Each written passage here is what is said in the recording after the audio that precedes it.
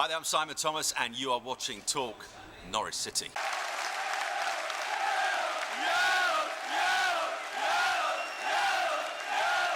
Hey, what's going on, guys? Talk Norwich City here, back for another video. Today I'm with Paul from Redmen TV. How you doing, mate? Very good, mate. Very good, relatively speaking. So we're going to be previewing this weekend's game. Yep. Our two teams go to battle in fairly odd circumstances, isn't it? We're Norwich are going into it. Use are good, we're rubbish. I don't know what happens. So how do you reckon the game's going to go? Because obviously the past sort of 5 years you've been the dominant team, haven't you? Of our two teams. Yes, absolutely. No, it's a weird one. As you say, we've chatted a lot off camera on other shows that the Luis Suarez thing. It was just glorious. It was the game. It was like it was when he was in his most like Harlem Globetrotter style, pulling out the most ridiculous things, scoring goals for fun. We don't have that anymore, and since the guy's gone, we actually haven't fixed the goal scoring issues at all. We spent a lot of money in the summer on the likes of Benteke, Firmino, and Benteke scored a couple of goals, so a decent enough start from him so far. But in terms of how Liverpool's pattern to play and how we build attacks and how we create goals, it's not clicking at the moment. So the thing that Liverpool and Brendan Rodgers have kind of made a name for themselves in doing isn't working at the moment. So yeah, it is an unusual situation. The two players you mentioned there, and Benteke and Firmino. Benteke's got a good record against Norwich. I think we struggle against sort of physical players. He's already scored a couple of goals. That one against United was phenomenal, wasn't it? That was a nice goal. He scored a similar one for Villa against us, like an overhead kick. So hopefully he stopped scoring these overhead kicks, because he scored one in pre-season as well, didn't he?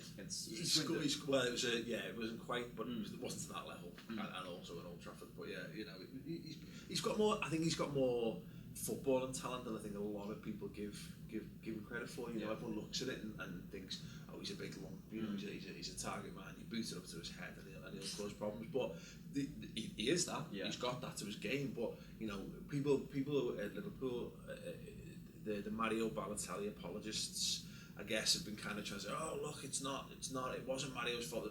No, Mario Balotelli was absolutely, he's just rubbish.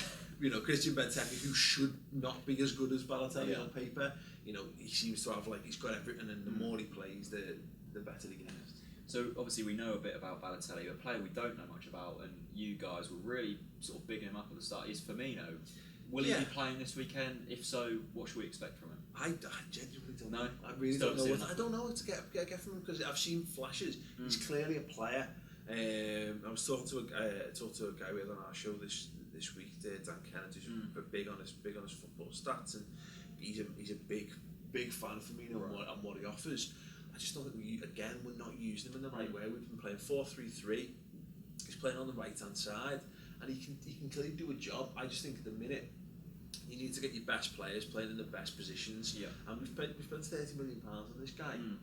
He was the top creative midfielder in the European leagues, whatever, whatever. When he was in the Bundesliga last year, he looked decent for Brazil over the summer.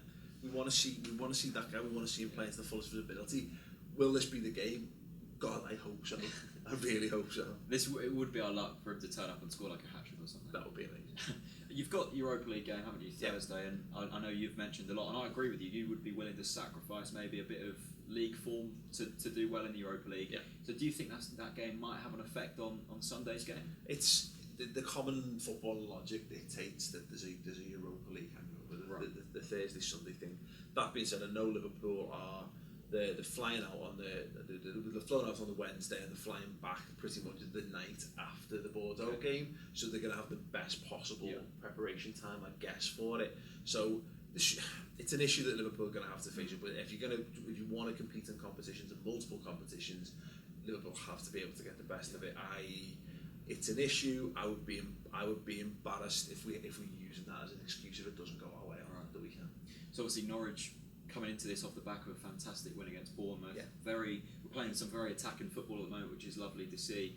Would you say really going at your defence would be the way we would most benefit from? I think I would, if I was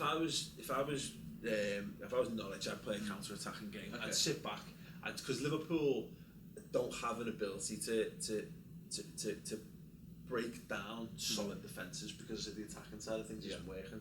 It's the best that we're kind of hoping for it. So look at West Ham that they play. Very solid football, very rough and tumble, get stuck in, have a physical game, solid at the back, but look to hit us with pace. And I don't know enough about the players you've got available to you, whether you have the players able to deliver that, but I think that's the key to let Liverpool's defence pass it round, let Dejan Lovren basically win the game for you just by giving him the ball and letting him make mistakes. That's the one thing I worry about actually, is because we haven't played a team like yourselves so far this season. We have just been pretty much throwing players forward and trying to score more than we concede. So it's going to be very interesting to see if we can sit back, because our defence is pretty much the same defence we had in the Championship. Yeah.